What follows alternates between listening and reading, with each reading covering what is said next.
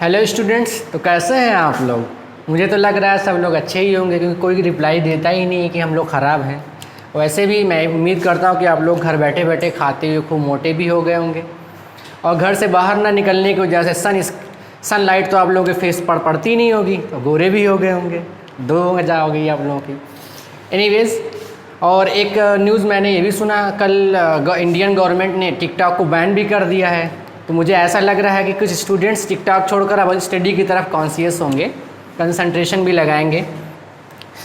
तो कल मैंने आप लोगों को किरचॉफ लॉ से रिलेटेड कुछ न्यूमेरिकल्स भी बताए थे, और किरचॉफ लॉ वहाँ पर ख़त्म हो गया था। अब मैं आप लोगों को एक डिवाइस पढ़ाऊँगा। मीटर ब्रिज एक डिवाइस होगी, बट उससे पहले आप लोगों को एक रूल जानना पड़ेगा। व्हीटस्टोन ब्रिज एक बनाया गया था, तो व्हीटस्टोन ब्रिज आप लोगों को आज पढ़ना है। तो मैं यहाँ दिखा रहा हूँ आप लोगों को व्हीटस्टोन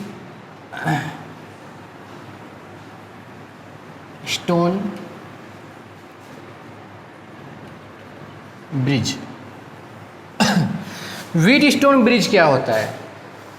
तो व्हीटस्टोन ब्रिज 4 रेजिस्टेंस का एक इस तरीके का अरेंजमेंट होता है जो पैरेललोग्राम के फॉर्म में होता है। The arrangement of 4 resistance in the form of parallelogram. और ये जो होते हैं, एक जो 4 रेजिस्टेंस होते हैं, ये एक ब्रिज को फॉर्म करते हैं, और इसकी हेल्प से हम लोग किसी भी अननोन रेजिस्टेंस की वैल्यू को फाइंड कर सकते हैं। जैसे इसमें 4 रेजिस्टेंस किसी पैरेललोग्राम की साइड्स पर अटैच किए होते हैं। देखिए यहाँ पर 4 रेजिस्टेंस हैं, 4 रेजिस्टेंस, और ये पैरेललोग्राम की साइड्स पर अटैच किए होते हैं, फिक्स किए होते हैं। कोई भी इसकी हेल्प से हम लोग किसी भी अननोन रेजिस्टेंस की वैल्यू भी फाइंड कर सकते हैं। देखिए यहाँ पर 4 रेजिस्टेंस बनाए गए, चारों रेजिस्टेंस एक ब्रिज के फॉर्म में अरेंज किए होते हैं, और ये ब्रिज एक पैरेललोग्राम को फॉर्म करती है। इस रेजिस्टेंस को हम लोग P मान ले रहे हैं, इसको Q R नहीं, इसको Q मान लेते हैं, इसको R, इसको S मान लेते हैं। तो पैरेललोग्राम के चारों आर्म में 4 रेजिस्टेंस लगे होते हैं। अब इस पैरेललोग्राम के 2 डायगोनल हैं। पहले डायगोनल में जो होता है, इसका नाम A B C D हम लोग पॉइंट दे रहे हैं, 3 पॉइंट दे दिया गया है। इस पैरेललोग्राम के पहले डायगोनल में एक सेल अटैच होता है, और सेल के थ्रू एक की लगी होती है। देखिए फर्स्ट डायगोनल ये AC है, इसके फर्स्ट डायगोनल में एक सेल या बैटरी लगी होती है, और उसके साथ एक की लगाई गई होती है। और दूसरे डायगोनल में एक गैल्वेनोमीटर लगा होता है, सेंसिटिव गैल्वेनोमीटर, और उस गैल्वेनोमीटर के थ्रू दूसरी की लगी होती है, जिसको हम लोग K2 बोल दे रहे हैं। इसका नाम हम लोग K1 लिख दे रहे हैं। K1 मतलब पहली की, ये दूसरा है K2। इस तरीके से अरेंज किया होता है। अब इस अरेंजमेंट में हम लोग, जैसे ये आर्म और 3 आर्म में रेजिस्टेंस पता होगी, आप लोगों को 4th आर्म का रेजिस्टेंस पता करना होगा। तो यहाँ पर हम लोग इस अरेंजमेंट में देख लेते हैं कि जब हम लोग की K1 को क्लोज करते हैं, यानी यहाँ से हम लोग इस बटन को ऑन करेंगे, तो इसमें से करंट स्टार्ट हो जाएगी, सेल से करंट जाना स्टार्ट हो जाएगी, और यहाँ पर A पर आकर 2 पार्ट में डिवाइड हो जाती है करंट। पहले आर्म AB में जो करंट जाएगी उसको हम लोग I1 नेम दे रहे हैं, और दूसरे वाले आर्म AD में जो है उसमें करंट I2 चली जाएगी। यहाँ से जब हम लोग K1 की को स्विच ऑन करते हैं, तो यहाँ से करंट सेल के थ्रू I यहाँ पर जाती है, और A में 2 पार्ट में डिवाइड हो जाती है। आर्म AB में I1 करंट, आर्म AD में I2 करंट जाती है। अब यहाँ पर हम लोग ये जो अरेंजमेंट बनाए हैं, उस अरेंजमेंट का इस तरीके से अरेंज किया जाता है कि यहाँ पर अगर ये बैलेंस कंडीशन में है, बैलेंस कंडीशन में अगर होता है, तो इस आर्म में जो B और D होती है उसमें कोई करंट नहीं जाती है। हम लोग को इसको बैलेंस कंडीशन में बनाना होता है।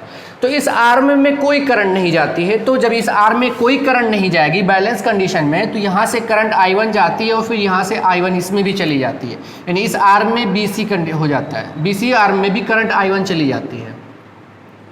और फिर सेम एज यहाँ पर जो AD करंट में AD आर्म में A2 करंट जा रही है, वही करंट इसमें I2 चली जाएगी। बैलेंस कंडीशन बनाना पड़ेगा। इसके आगे जब आप लोग व्हीटस्टोन ब्रिज देखेंगे तो व्हीटस्टोन ब्रिज में ही हम लोगों को इसी का एप्लीकेशन होता है। व्हीटस्टोन ब्रिज में हम लोग को बैलेंस कंडीशन फाइंड करना होता है, उस बैलेंस कंडीशन से ही हम लोग अननोन रेजिस्टेंस पता कर सकते हैं। तो बैलेंस देखिए, बैलेंस कंडीशन कैसे पता करना है। अगर मान लिया हम लोग 4 रेजिस्टेंस इसमें लगा दिए हैं और यहाँ से K1 से स्विच ऑन किए, करंट यहाँ सेल के थ्रू करंट इसमें जाना स्टार्ट हो गई है। अगर हम लोग को चेक करना है कि ये बैलेंस कंडीशन में है या नहीं है तो कैसे चेक किया जाएगा।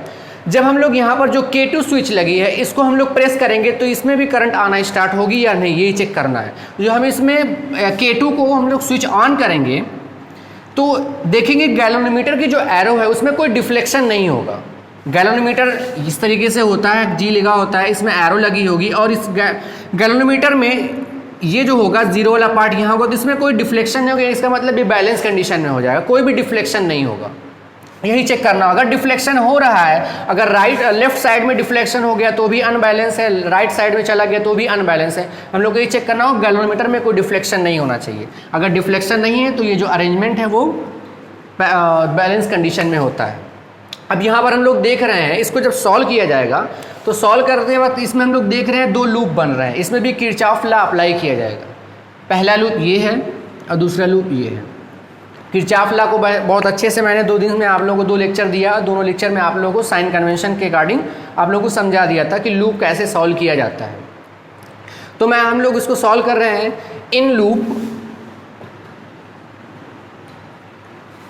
ए बी डी ए में ए बी डी ए तो अप्लाई करते हैं। हम इसके सेंस में चल रहे हैं, करंट I1 के सेंस में चलना है तो करंट I1 का करस्पॉन्डिंग डिस्टेंस P हो गया। तो हम लोगों ने लिखा यहाँ पर I1 into P।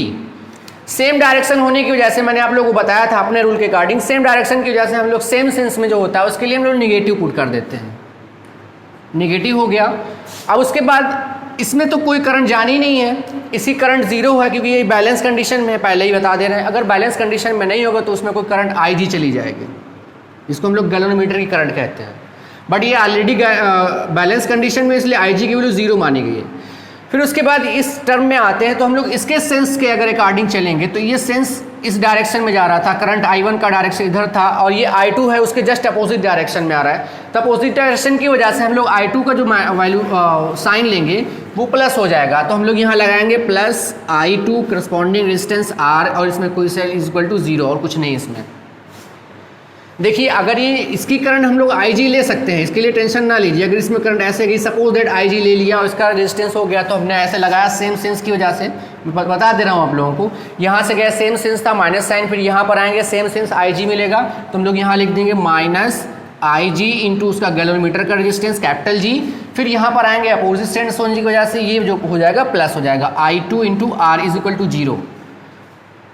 But already मैं कह चुका हूँ कि ये जो कंडीशन व्हीटस्टोन ब्रिज जो होता है वो बैलेंस कंडीशन में होता है। तो बैलेंस कंडीशन में पहले ही बता चुका हूँ जो IG होती है यानी गैलोमीटर के अंदर कोई करंट नहीं जाती है क्योंकि उसमें कोई डिफ्लेक्शन नहीं होना है। तो IG की वैल्यू 0 हो जाएगी। जैसे हम लोग IG की वैल्यू 0 पुट करेंगे अपने आप ही हो जाएगा, टर्म गायब हो जाएगा, ये 0 हो जाएगा, सिर्फ यही बचेगा IP plus I2 into R is equal to 0। अब इसको हम लोग सॉल्व कर ले रहे हैं तो IP को उधर लेके चले जाएंगे या इसको उधर लेके चले जाएंगे तो सॉल्व होकर आता है IP is equal to I2 into R। अब इसको हम लोग सिंपली इक्वेशन नंबर फर्स्ट बना के छोड़ दे रहे हैं। अब हम लोग चलते हैं सेकेंड लूप में। लूप ये बन रहा है B C D and B।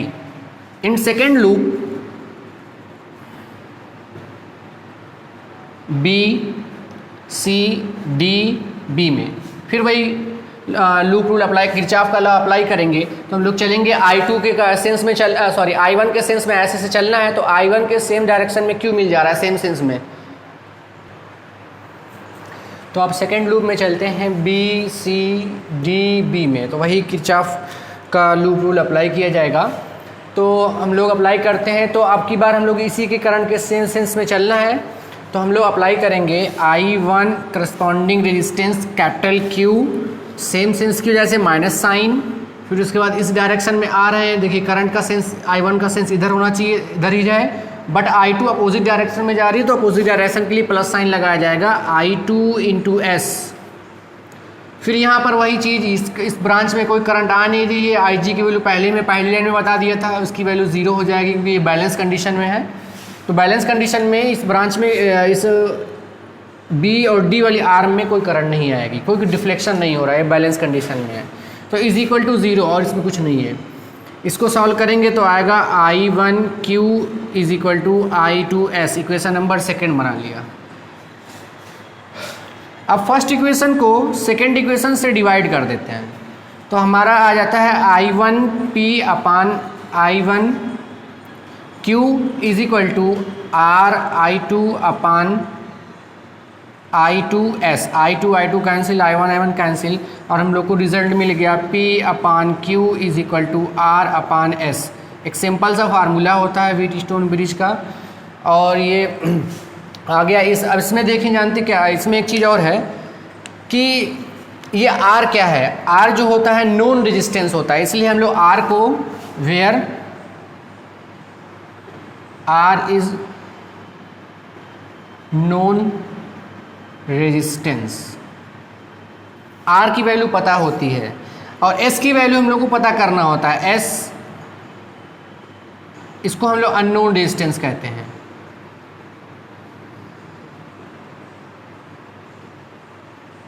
दो चीज़ हो गई।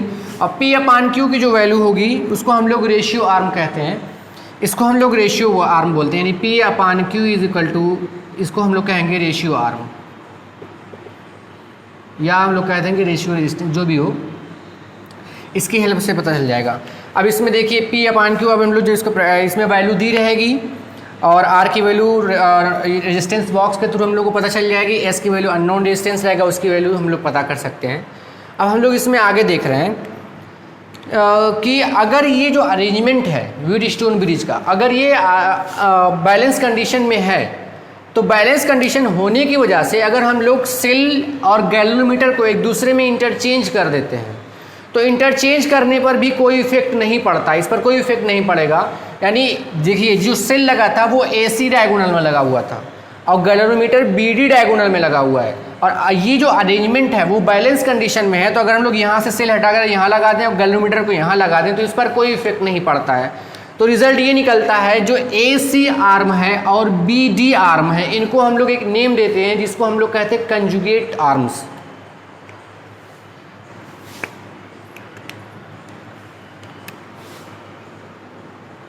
AC and BD is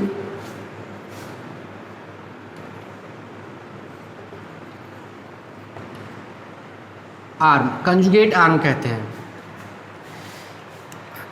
अब इसमें एक चीज़ और है, लास्ट में आप लोग को ये ध्यान रखना होगा कि जो व्हीटस्टोन ब्रिज की जो सेंसिटिविटी होती है वो किस बात पर डिपेंड करती है। तो सेंसिटिविटी जो डिपेंड करती है वो डिपेंड करती है रेजिस्टेंस पर। रेजिस्टेंस जितने हाई ऑर्डर का होगा या इनका जो चारों रेजिस्टेंस होते हैं P Q R S, अगर इनका ऑर्डर सेम ऑर्डर में हो तो इनकी जो सेंसिटिविटी होगी वो बहुत ही हाई होगी। तो इसमें क्वेश्चन कभी एग्जाम में पूछा जा सकता है कि व्हीटस्टोन ब्रिज की सेंसिटिविटी किस बात पर डिपेंड करती है, तो कह देना रेजिस्टेंस पर डिपेंड करती है। अगर सेम ऑर्डर के सारे रेजिस्टेंस होंगे तो इनकी सेंसिटिविटी हाई होगी। अब इसके आगे मैं आप लोगों को इस व्हीटस्टोन ब्रिज का एक एप्लीकेशन पढ़ाऊंगा जो मीटर ब्रिज होता है। अभी मैं आगे इसको पढ़ा रहा हूँ आप लोगों को। तो अब आप लोगों को व्हीटस्टोन ब्रिज का एक एप्लीकेशन पढ़ना है। मीटर ब्रिज आता है, मीटर ब्रिज। ये क्वेश्चन मीटर ब्रिज के बारे में 2020 के बोर्ड एग्जाम में पूछा गया है। इससे रिलेटेड न्यूमेरिकल भी आया था और व्हीटस्टोन ब्रिज के बारे में पूछा गया था। देखिए एक बात और मैं बता दे रहा हूँ, क्वेश्चन जब भी एग्जाम में आएगा तो हर क्वेश्चन जो लॉन्ग क्वेश्चन होते हैं 5 नंबर के होते हैं, उन क्वेश्चंस में पार्ट होते हैं, A B C करके होता है। तो ये मत सोच के चलिएगा कि अगर मीटर ब्रिज आ गया तो पूरे का पूरा 5 नंबर आप लोग मीटर ब्रिज लिख देंगे तो 5 नंबर मिल जाएगा, ऐसा नहीं है। मीटर ब्रिज का एक पार्ट होगा, दूसरा पार्ट उससे कंडीशन पूछ लिया जाएगा या कोई ट्रिकी क्वेश्चन होगा और अदर क्वेश्चन इससे रिलेटेड न्यूमेरिकल भी पूछे जा सकते हैं। तो बोर्ड एग्जाम में CBSE की खास बात होती है कि हर क्वेश्चन से रिलेटेड न्यूमेरिकल पूछ लिया जाता है और न्यूमेरिकल से बच्चे घबराते हैं। तो अगर आप लोगों को कम्पिटिटिव एग्जाम में बीट करना है तो न्यूमेरिकल पे भी कमांड पाना पड़ेगा। जितनी जल्दी और जितनी बहुत ही फास्ट न्यूमेरिकल लगाने में आप लोग हो जाएंगे तो कम्पिटिटिव एग्जाम में आप लोग आसानी से बीट कर सकते हैं। तो मैं मीटर ब्रिज बताने जा रहा हूँ आप लोगों को। तो मीटर ब्रिज एक प्रैक्टिकल व्हीट स्टोन ब्रिज का एक प्रैक्टिकल फॉर्म होता है। It is based on the principle of Wheatstone bridge. Metre bridge a sensitive device which is based on the principle of Wheatstone bridge due to which we can determine the unknown resistance. इसकी help से हम लोग unknown resistance पता, जैसे अभी मैंने यहाँ पर आप लोगों को बताया था व्हीट स्टोन ब्रिज बनाया गया था और इसमें अननोन रेजिस्टेंस पता किया गया था। तो ये जो व्हीट स्टोन ब्रिज होता है एक्चुअली में होता नहीं, इसका प्रैक्टिकल फॉर्म पता करना पड़ता है। तो व्हीट स्टोन ब्रिज का ही प्रैक्टिकल फॉर्म मीटर ब्रिज होता है। आप लोग इसका प्रैक्टिकल भी एग्जाम में प्रैक्टिकल आप लोग के सिलेबस में है इसका। तो अभी आप लोग देख लीजिएगा प्रैक्टिकल भी कैसे करना होगा आप लोगों को। इसमें आप लोग दो चीज़ें सीखेंगे, मीटर ब्रिज के बारे में सीखेंगे, इससे टॉपिक क्लियर हो जाएगी, साथ में आप लोगों को प्रैक्टिकल में भी आसानी होगी कि कैसे लैब में प्रैक्टिकल कैसे किया जाएगा। तो व्हीट स्टोन ब्रिज अब ये कंस्ट्रक्ट कैसे होता है, ये किस किस चीज़ों से बना होता है, देखिए मैं आप लोगों को एक एक 1 बाय 1 स्टेप बताता रहूँगा, उसका कंस्ट्रक्शन आप लोग लिखते रहिएगा। It is made up of a wire of length 1 metre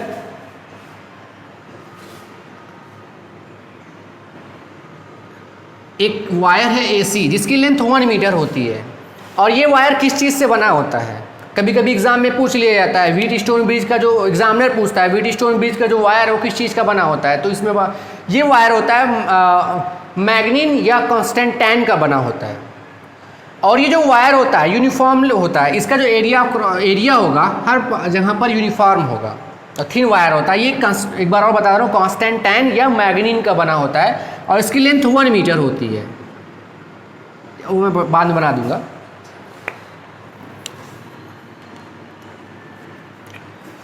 अब इसके फर्स्ट एंड ए से ए में एक एल शेप की एक कॉपर स्ट्रिप लगी होती है, वो भी थिक स्ट्रिप होती है। देखिए इस टॉपिक से, मीटर ब्रिज की टॉपिक से एक एक नंबर के 2 क्वेश्चन पुट हो सकते हैं एग्जाम में, बहुत ही ध्यान रखिएगा।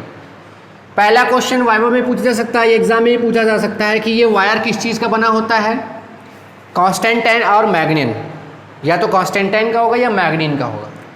दूसरा क्वेश्चन ये पुटअप हो सकता है कि यहाँ पर जो कॉपर की थिक स्ट्रिप यूज़ की जाती है वो क्यों थिक होती है, यानी मोटी क्यों होती है, पतली में तो हम लोग सोचते थे। तो यहाँ पर कॉपर की थिक स्ट्रिप इसलिए यूज़ की जाती है क्योंकि हम लोगों को रेजिस्टेंस को मिनिमाइज़ करना होता है। जितना ज़्यादा हम लोग इसके अंदर जितना कम रेजिस्टेंस होगा उतनी ही ज़्यादा करंट फ्लो होगी और हम यहाँ पर जो गैल्वेनोमीटर लगा होगा वो सेंसिटिव बहुत अच्छा होगा। तो आप लोग क्वेश्चन के आंसर में लिख दीजिएगा कि इसका जो कॉपर की थिक स्ट्रिप होती है वो रेजिस्टेंस को मिनिमाइज, यानी रेजिस्टेंस इसका कम होता है इसलिए यूज़ किया जाता है। तो एक एंड ए में एक एल शेप की कॉपर स्ट्रिप लगी होती है, ये पॉइंट ए है। दूसरे एंड में भी एक कॉपर की थिक स्ट्रिप लगी होती है, एल शेप की ही होगी।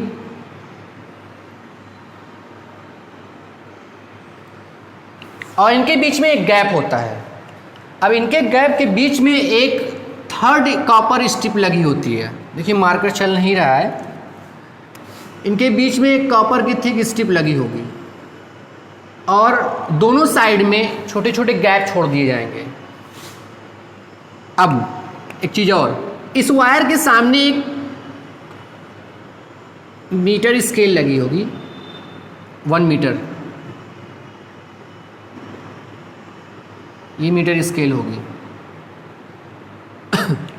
लेंथ 1 मीटर होगी, उसके सामने लगी होती है। और फिर उसके बाद यहाँ पर देखिए कॉपर की थिक स्ट्रिप, दो थिक स्ट्रिप थी एल शेप की, ये भी कॉपर की थिक स्ट्रिप होगी, वो स्ट्रेट होती है। अब इनके बीच में जो 2 गैप है, एक गैप इधर एक गैप इधर है, इसके फर्स्ट गैप में एक रेजिस्टेंस बॉक्स अटैच किया होता है। आप लोग जब प्रैक्टिकल लैब में जाएंगे तो देखेंगे इसी तरीके से आप लोगों को मिलेगा, ये रेजिस्टेंस बॉक्स होता है। अब इस रेजिस्टेंस बॉक्स में हम लोग इसकी वैल्यू पता कर सकते हैं अपने अकॉर्डिंग, हम लोग 10 ओम 10 ओम 20 ओम कुछ भी ले सकते हैं। और इसके सेकेंड गैप में एक अननोन रेजिस्टेंस होता है जिसकी वैल्यू हम लोग को फाइंड करना होता है, इसको हम लोग एस कहते हैं। इतना हो गया। अब आगे चलते हैं, इसके जो वायर का ए वाला एंड होता है उसमें एक बैटरी को कनेक्ट कर दिया जाता है, इसको हम लोग बी मान ले रहे हैं या इसको ई मान ले रहे हैं, सेल कनेक्ट कर देगा। देखिए ये वायर ए, सपोज ये वायर का एंड ए ही माना जाएगा। तो ए के थ्रू एक सेल अटैच कर दिया जाता है और सेल के थ्रू एक रियोस्टेट लगा होता है। रियोस्टेट का मतलब आप लोग जानते ही होंगे, वेरिएबल रेजिस्टेंस। उसके थ्रू रियोस्टेट के थ्रू एक और की लगा दी जाती है, और की से होता हुआ इसको हम लोग सी एंड से अटैच कर देते हैं। यही इसका कंस्ट्रक्शन था। अभी एक चीज़ और बची हुई इसमें। अब इसी जो तीसरी कॉपर थिक स्ट्रिप थी उसके मिड पॉइंट में हम लोग एक गैल्वेनोमीटर लगाते थे, और ये गैल्वेनोमीटर हाईली शंटेड होता है। शंट का मतलब होता है लो रेजिस्टेंस, ताकि इसके अंदर लो रेजिस्टेंस होगा तो सबसे मैक्सिमम करंट इसमें आएगी, ज़्यादा से अच्छी रीडिंग ये बताएगा। तो ये लो शंटेड गैल्वेनोमीटर लगा होता है। उस गैल्वेनोमीटर से एक जॉकी लगी होती है। अभी आप लोग समझ रहे हैं कि जॉकी क्या आ गया। जॉकी इसी पेन की तरह होता है, छोटा सा होता है, इस पेन के शेप का होगा, जिसके एक एंड को हम लोग वायर पर हम लोग मूव कराएंगे। उसी के थ्रू हम लोग बैलेंस कंडीशन को फाइंड करेंगे। तो यहाँ पर लगी होती है जॉकी, इसको हम लोग जॉकी को जे से डिनोट कर देते हैं। ये इसका कंस्ट्रक्शन था। 1 मीटर वायर होता है, मैग्नीन या कंस्टेंटाइन का बना होता है। इस वायर के दोनों एंड में एल शेप की कॉपर थिक स्ट्रिप लगी होती है। एग्जाम में यही पूछा जाता है, या वाइवा में अगर आप लोगों को प्रैक्टिकल मिला है तो एग्जामिनर ये पूछता है ये कॉपर थिक स्ट्रिप क्यों यूज़ की जाती है। आप लोग बताएंगे ये कॉपर की थिक स्ट्रिप इसलिए यूज़ की जाती है ताकि इसका क्योंकि इसका रेजिस्टेंस जो होता है वो लो होता है और मैक्सिमम करंट यहाँ तक फ्लो हो सके वायर में। और इस वायर के इस एंड से सेल को अटैच किया गया है। सेल से थ्रू रियोस्टेट है, और रियोस्टेट के थ्रू की है, और की से होते हुए हम लोग सी एंड से अटैच कर देते हैं।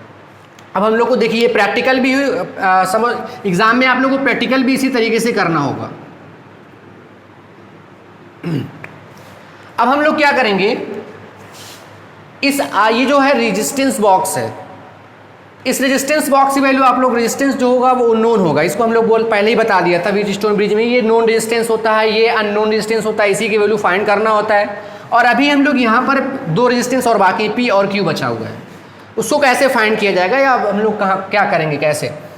तो जैसे हम लोग यहाँ से की को क्लोज करते हैं तो यहाँ से सेल के थ्रू करंट जाना स्टार्ट हो जाती है। जैसे हम लोग इसका बटन ऑन करेंगे सेल के थ्रू करंट जाना स्टार्ट हो जाएगी, और जैसे ही करंट जाएगी तो इसमें से हम लोग रेजिस्टेंस के अपने अकॉर्डिंग हम लोग सपोज दैट 10 ओम निकाल लेते हैं। तो हम लोग आर की वैल्यू 10 ओम पुट करेंगे कैलकुलेशन में, अपने हिसाब से हम लोग आर की वैल्यू निकाल लेते हैं। तो रेजिस्टेंस बॉक्स से कुछ वैल्यू निकाल लेंगे तो आर की वैल्यू पता हो जाएगी। फिर उसके बाद हम लोग को जॉकी को क्या करना होता है, जॉकी को इस वायर एसी जो है इसी पर बार बार मूव कराना होता है, कभी लेफ्ट साइड कभी राइट साइड कभी लेफ्ट साइड। हम लोग मूव क्यों कराते हैं, गैल्वेनोमीटर में हम लोग को नल पॉइंट पता करना होता है। नल का मतलब होता है जहां पर गैल्वेनोमीटर की जो रीडिंग हो 0 हो जाए, यानी कोई भी डिफ्लेक्शन ना आने पाए। तो वही चीज़ हम लोग को जब ये डिफ्लेक्शन नहीं होगा नल पॉइंट आएगा, तो नल पॉइंट होने की वजह से ये पूरी जो अरेंजमेंट होगा वो बैलेंस कंडीशन में आ जाएगा। तो हम लोग को नल पॉइंट फाइंड करना होगा। नल का मतलब मैंने आप लोगों को बता दिया है कि जो गैल्वेनोमीटर की एरो होगी नीडल, वो उसमें कोई डिफ्लेक्शन नहीं होगा और 0 पर रह जाएगी। तो 0 पर यही नल पॉइंट हम लोग को ढूंढना होता है। तो हम लोग जॉकी को बार बार स्लाइड करेंगे, कभी यहाँ मिलेगा कभी यहाँ, ऐसे किसी कंडीशन में मिलेगा। सपोज दैट ये नल पॉइंट हम लोग को बी पर मिल रहा है, ये पॉइंट हम लोग बी मान ले रहे हैं, बी पर हम लोग को नल पॉइंट मिल गया। और ये जो जे है वो जे का मतलब जॉकी है, जॉकी के थ्रू हम लोग नल पॉइंट फाइंड करते हैं। तो जब जॉकी का नॉब जो होता है KNOB नॉब, जॉकी का यही नॉब होगा, इस नॉब के थ्रू हम लोग वायर को टच कराएंगे तो मान लेते हैं बी पॉइंट पर हम लोग को नल पॉइंट मिल जाता है। यानी ना गैल्वेनोमीटर की नीडल इधर भागती है ना इधर भागती है, वो 0 पर रुकी रहती है। तो जैसे ही हम लोग को नल पॉइंट मिल जाएगा वही रीडिंग निकालना होगा। ए से लेकर बी की लेंथ हम लोग पता कर लेंगे, उसकी लेंथ हम लोग मान लेते हैं L। अब कहेंगे ये कैसे पता करना है, सामने मीटर ये स्केल लगी होगी, ये पूरा अरेंजमेंट एक वुडन कॉर्डबोर्ड में लगा होता है, ये अरेंजमेंट लकड़ी के तख्ते में लगा होगा, उसके सामने एक स्केल लगी होगी। तो जैसे हम लोग बी पॉइंट देखेंगे, बी के सामने वाली रीडिंग नोट कर लेंगे, वही हमारी लेंथ होगी। सपोज दैट 25 है तो ये बचा हुआ कितना होगा 75, क्योंकि ये पूरी 1 मीटर का वायर होता है। तो उसको हम लोग नेम दे दे रहे हैं L, और ये यहाँ से हो जाएगा 100 माइनस L, क्योंकि ये टोटल लेंथ 100 सेंटीमीटर की है और हम लोग को ये पता है L है, तो ये 100 माइनस L हो जाएगा। यही चीज़ हम लोग को पता करना होगा, नल पॉइंट। तो इस आर्म को AB आर्म को का जो रेजिस्टेंस हम लोग मान लेते हैं उसको P मान लेते हैं, और B और C आर्म का रेजिस्टेंस हम लोग मान लेंगे उसका Q मान लेंगे। इस तरीके से हम लोग को मेज़र करना है। तो आप लोगों ने एक चीज़ पढ़ा होगा रेजिस्टेंस में, resistance is equal to resistivity length upon area, यही होता है, आप लोग पढ़ा होगा। क्योंकि जो रेजिस्टेंस ऑफ जो वायर का रेजिस्टेंस होता है वो लेंथ के डायरेक्टली प्रोपोर्शनल और एरिया ऑफ क्रॉस सेक्शन के इनवर्सली प्रोपोर्शनल होता है। प्रोपोर्शनल हटाने पर कोई कांस्टेंट लगाया जाता है, वो कांस्टेंट रेजिस्टिविटी होता है, जिसको हम लोग रो से डिनोट करते हैं। तो इस वायर की जो रेजिस्टिविटी होगी वो कांस्टेंट होगी, एरिया ऑफ क्रॉस सेक्शन भी कांस्टेंट है। बस ये हम लोग लेंथ चेंज हो रही है, बार बार चेंज होगी। तो अब हम लोग यही पता करते हैं कि जो P जो रेजिस्टेंस है उसका रेजिस्टेंस है कितना। तो resistance of arm A B का रेजिस्टेंस P है, तो हम लोग R यानी P is equal to resistance हम लोग P माने हैं। तो रेजिस्टेंस का फार्मूला भी बताया था, resistance is equal to resistivity length upon area होता है। तो हम लोग यहाँ लिखेंगे resistivity length upon area, equation number first बना के छोड़ दिया। अब इसी फार्मूले को अप्लाई करके उसमें भी अप्लाई करेंगे। Now resistance of arm, sorry हाँ ठीक है, आर्म बी सी आर्म जो है उसका रेजिस्टेंस Q माना गया है। तो Q इज इक्वल टू यानी resistance is equal to resistivity length upon area. हम लोग मान लेते हैं area of cross section capital A है। अच्छा, अब इसकी लेंथ कितनी है, इसकी लेंथ है 100 माइनस एल, तो यहाँ हम लोग लिखेंगे 100 minus L, equation number second बना दिया। देखिए टॉपिक बहुत इजी होती है, अगर आपको कंस्ट्रक्शन याद है, कंस्ट्रक्शन कैसे बना हुआ है, इसके दो टॉपिक जो एक नंबर में क्वेश्चन पूछे जाते हैं वो भी लिख दीजिएगा, बहुत ईजी है। इसको अप्लाई करेंगे, आप फर्स्ट क्वेश्चन इसको आपस में डिवाइड कर दीजिए, क्योंकि अभी आप लोगों को मैंने फार्मूला बताया था। यहाँ पर चलिए, according to balance condition, balance condition का फार्मूला क्या होता है, P upon Q is equal to R upon S, यही होता है फार्मूला। यही S जो है अननोन रेजिस्टेंस है, अभी इसी अननोन रेजिस्टेंस के वैल्यू आप लोग फाइंड कर सकते हैं। चलिए इसी अप्लाई करते हैं। देन P की वैल्यू क्या आई है, यहाँ पर देखिए, rho L upon A rho L upon A upon Q is equal to, और सॉरी Q की वैल्यू कितनी आई है, Q की वैल्यू आई है rho 100 minus L upon A is equal to R upon S। R की वैल्यू मैंने बताया था रेजिस्टेंस बॉक्स के थ्रू आप लोग फाइंड कर सकते, अपने अकॉर्डिंग निकाल सकते हैं। रेजिस्टेंस बॉक्स में बहुत सारे रेजिस्टेंस होते हैं, 10, 20, 30 एंड डॉट डॉट बहुत सारे होंगे रेजिस्टेंस, उसमें हम लोग अपने अकॉर्डिंग निकालेंगे। तो रो से रो कैंसिल आउट, A से A कैंसिल आउट, और आप लोगों को मिल गया L upon 100 minus L is equal to R upon S। और आप लोगों को यही S की वैल्यू फाइंड करना है, तो S की वैल्यू फाइंड करने के लिए आप लोगों का फार्मूला बन जाएगा, कहाँ लिखूँ, इसको इधर ले आइए। तो S is equal to R 100 minus L upon L, ये फार्मूला आप लोगों को मिल जाएगा। और इसी फार्मूले से आप लोग अननोन रेजिस्टेंस की वैल्यू फाइंड कर सकते हैं। और यही अगर आप लोगों को एग्जाम के प्रैक्टिकल मिल जाएगा, तो प्रैक्टिकल भी आप लोग को यही करना होगा। एग्जाम में लैब में जाएंगे, आपको लैब में इस तरह से अरेंज मिलेगा। रेजिस्टेंस बॉक्स में हम लोग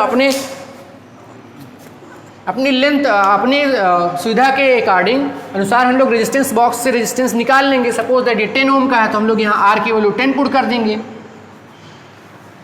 और हम लोग को लेंथ अगर पता चल गई, सपोज दैट ये लेंथ 25 सेंटीमीटर आ रही है, तो हम लोग यहाँ 100 की जगह 25 पुट करेंगे, और यहाँ पर ये हो जाएगा 25, और S इज इक्वल टू, उसको सॉल्व कर लेंगे तो 10 अपान ये हो जाएगा 75 अपान 25, और डिवाइड करेंगे तो 3 आएगा, S इज इक्वल टू 30 आ जाएगा। ये 30 ओम का रेजिस्टेंस है, एकदम सिंपल सा है ये। प्रैक्टिकल में आप लोग को यही करना है, जो अरेंज फॉर्म में आप लोग को मिलेगा। स्विच ऑन, बैटरी के की ऑन करेंगे, और हम लोग जॉकी को बार बार इस पर मूव कराएंगे। और एक बात ध्यान रखिएगा, जॉकी पर जब इसको बार बार मूव कराएंगे तो इसको कुछ देर तक यहाँ पर वायर पर रखिएगा मत जॉकी को, ये वायर गर्म हो जाता है। तो बार बार जॉकी को मूव कराएंगे, और वहीं हम लोग नल पॉइंट ढूंढेंगे। नल पॉइंट जैसे ही जहाँ मिल जाएगा वो लेंथ हम लोग मेज़र कर लेंगे, इसको L मानेंगे, और इसको ये 100 माइनस L हो जाएगा। और यहाँ पर मैंने आप लोगों को साथ बता ही दिया है, तो आप लोगों को फार्मूला मिल गया है। और शायद अब इस रिलेटेड न्यूमेरिकल मैं कल आप लोगों को बता दूंगा। R 100 minus L upon L। हाँ, अब एग्जाम में क्वेश्चन जानते हैं क्या पूछता है, क्वेश्चन यही पूछता है इससे रिलेटेड, कि अगर ये बैलेंस कंडीशन में है, तो अगर हम लोग सेल को और गैल्वेनोमीटर को इंटरचेंज कर दें, तो क्या इफेक्ट पड़ेगा, नल पॉइंट पर क्या इफेक्ट पड़ेगा। जैसे मैं सेल को यहाँ रख दूँ, गैल्वेनोमीटर को यहाँ रख दूँ, तो ये जो बैलेंस पॉइंट मिला था या नल पॉइंट मिला था उस पर कोई क्या इफेक्ट पड़ेगा। तो आप लोग यहीं से नोट कर लीजिए कि जब ये बैलेंस कंडीशन में है तो E और G को इंटरचेंज करने पर इसमें कोई इफेक्ट नहीं पड़ता है। ये बात आप लोग नोटिस कर रखिएगा। दूसरा क्वेश्चन आपको एनसीईआरटी में ये क्वेश्चन है भी, अगर मैं S को इधर कर दूं, R को इधर कर दूं, तो क्या इफेक्ट पड़ेगा। देखिए इफेक्ट यही पड़ेगा, जैसे यहाँ पर ये लेफ्ट हैंड साइड में आपका 25 आया है और यहाँ पर 75, मैं एग्जाम्पल के फॉर्म में ले रहा हूँ, ये लेंथ 25 मैं एग्जाम्पल के फॉर्म में ले रहा हूँ। तो अगर R इधर है 25 और इसकी वैल्यू 75 इधर आ रही है, तो S को इधर और R को इधर, यानी R S को इंटरचेंज करेंगे तो ये लेंथ भी इंटरचेंज हो जाएगी, यानी नल पॉइंट चेंज हो जाएगा। यहाँ पर 25 सेंटीमीटर आ जाएगा और ये 75 सेंटीमीटर हो जाएगा। ये दो पॉइंट अगर आप लोग समझ गए हैं तो इसका न्यूमेरिकल एग्ज़ाम में, बोर्ड के एग्ज़ाम में इसी तरीके से पूछता है, और बाकी इसमें कुछ है नहीं। बहुत टॉपिक ईजी है। अगर आप लोगों को कोई कन्फ्यूज़न हो तो आप लोग कमेंट बॉक्स में पूछ सकते हैं या इनबॉक्स में पर्सनली पूछ सकते हैं, और कल इस रिलेटेड न्यूमेरिकल आप लोगों को लगाया जाए। Thank you very much.